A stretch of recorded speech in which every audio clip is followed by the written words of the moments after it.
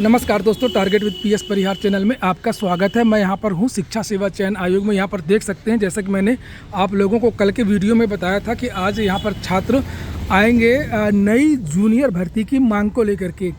आज हमारे साथ में है अखिलेश यादव और इन्होंने आज यहाँ पर अधिकारियों को ज्ञापन दिया है। पूरी बात हम अखिलेश जी से सुनेंगे आगे। अखिलेश जी, आपका इस चैनल में बहुत बहुत स्वागत है। और आज आप किस लिए यहाँ पर आए थे? धन्यवाद पीएस परिवार भाई।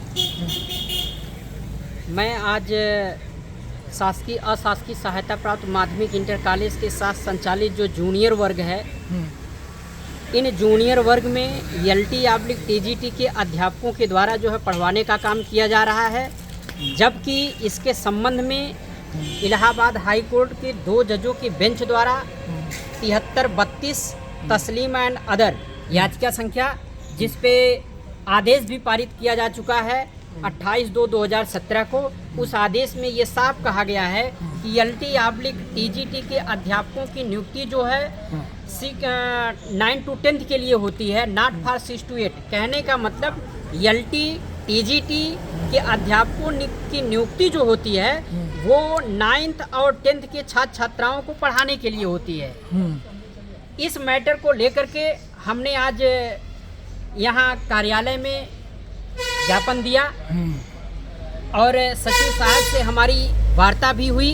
सचिव साहब ने पूरी तरह से आश्वासन दिया और ये कहा कि 10-12 दिन में जो है चेयरमैन साहब की नियुक्ति हो जाती है। इसके बाद हम आपको जो है सूचित करेंगे, आप आइएगा, आप उनके सामने अपनी बात को रखिएगा।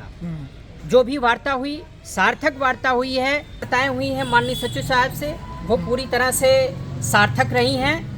और मैं उत्तर प्रदेश के उन तमाम B.Ed डिग्री धारकों से यही निवेदन करूंगा कि पूरे के पूरे उत्तर प्रदेश में शासकीय अशासकीय सहायता प्राप्त माध्यमिक इंटर कॉलेज जहां 6 से 8 की कक्षाएं संचालित हैं, लगभग 7 से 8 हज़ार इन विद्यालयों की संख्या है।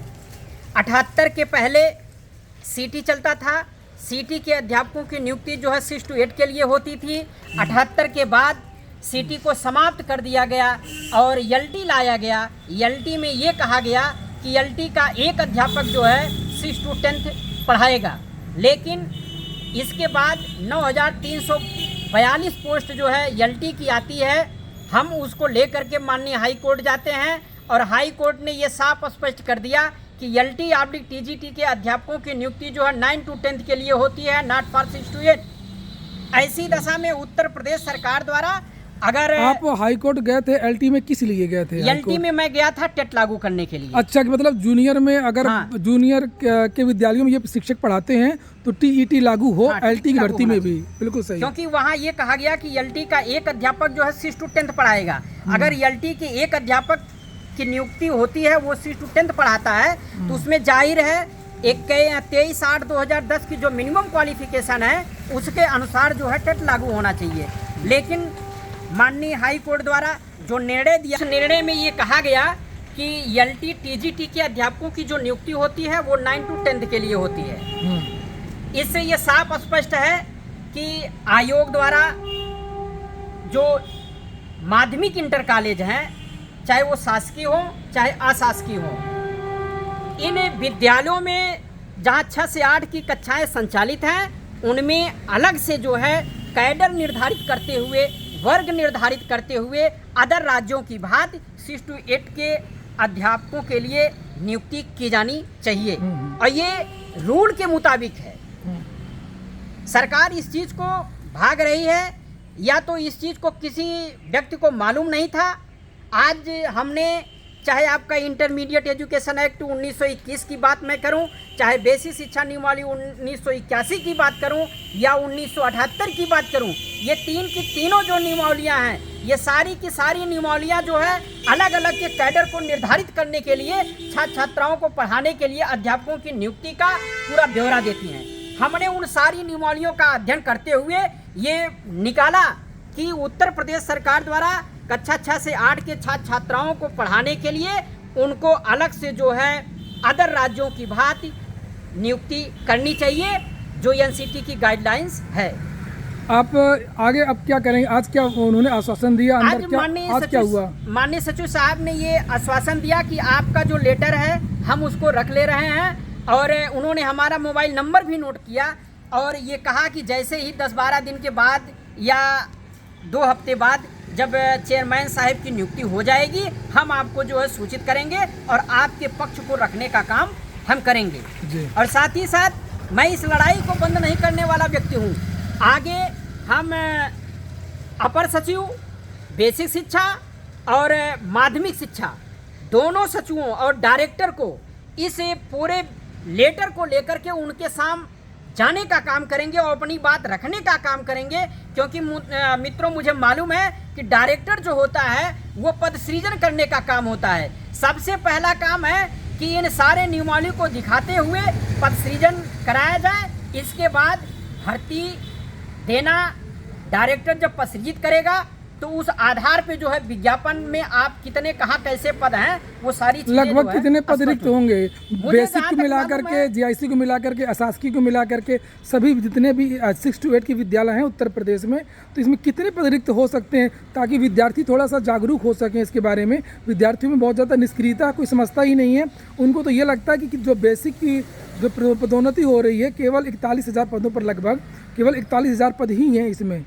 मैं आपको बताते चलूँ कि उत्तर प्रदेश में जितने भी बीएड प्रशिक्षित भाई बहन हैं, सच्चाई तो ये है कि जूनियर के कितने वर्ग हैं ये किसी चीज़ यहाँ तक कि जो है अधिकारी को भी नहीं मालूम है कि ये उच्च माध्यमिक क्या होता है, माध्यमिक क्या होता है, परिषदीय उच्च प्राथमिक क्या होता है, क्योंकि ये लोग कभी तो जो है पढ़ते हैं नहीं अधिसूचना, बस उधर से विज्ञापन आया, इतने पद भरना है, निकाल करके जो है आवेदन ले लिए, परीक्षा करा लिए, खेला खत्म। लेकिन इस बार ऐसा कुछ नहीं होने देंगे। इस बार जूनियर में जो है इनको कम से कम जो है 60 से 70 हजार वैकेंसी, जो 8 से 10 हजार, चाहे वो शासकीय विद्यालय हो, चाहे अशासकीय हो, चाहे परिषदीय उच्च प्राथमिक हो, चाहे उच्च माध्यमिक हो, हर जगह जो है 6 to 8 की कक्षाएं चल रही हैं।